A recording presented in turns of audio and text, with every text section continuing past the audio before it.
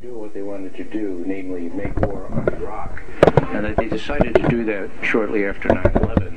And my former colleague Paul Pillar, who was the most senior national intelligence officer for the Middle East and for counterterrorism, when he says, as he did just yesterday, that there was an organized campaign of manipulation of the intelligence to prove a tie between Iraq and Al-Qaeda, the objective, of course, to make the American people think that Saddam Hussein has something to do with 9/11.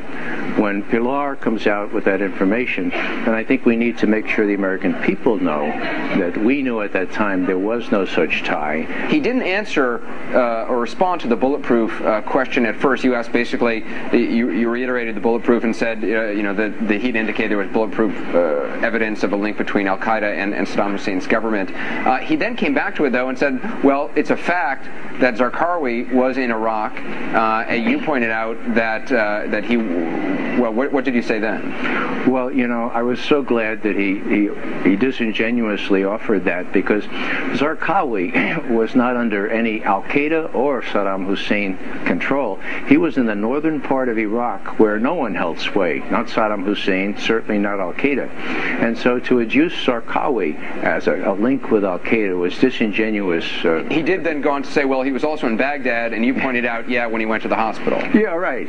Baghdad was where the best hospital was when he needed treatment. See, Rumsfeld is above the fray, and he believes that the audience, and most of the audience there today, of course, fits this mold. They won't question him on these things. Who knows these details? Well, we know them.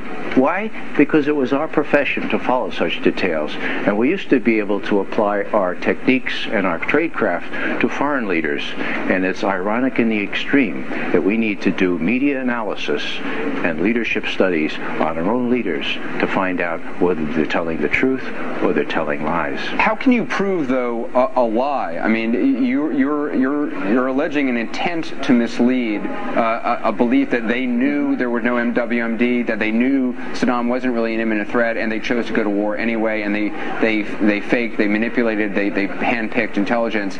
Others will argue, they believed they had it, and so they looked for the intelligence that matched their belief, but that they actually did believe it. We have the minutes of his discussions with Tony Blair, the British Prime Minister, on the 31st of January 2003, where the President says there really aren't any weapons of mass destruction to be found, but we need some way to make this war. Maybe, yeah, that's a good idea. Maybe we'll paint one of our U-2s with UN colors and hope that it gets shot down. Or maybe we'll get a defector out that will attest to the presence of weapons of mass destruction. Or there's an outside chance we can just assassinate Saddam Hussein. That's on the record. The British vouch for that. We also have the Downing Street memos, where the head of British intelligence came back from consultations with George Tenet in July of 2002 and said the intelligence and the facts are being fixed around the policy. The evidence on ties between Saddam Hussein and 9/11. Okay, that's what we're really talking about. 69% of the American people believe that Saddam Hussein had something to do with 9/11 when we went to war with Iraq. That was exactly what the administration wanted. And that was Ray McGovern, the man who confronted Secretary of Defense Donald Rumsfeld today. Coming up, he's the most wanted man.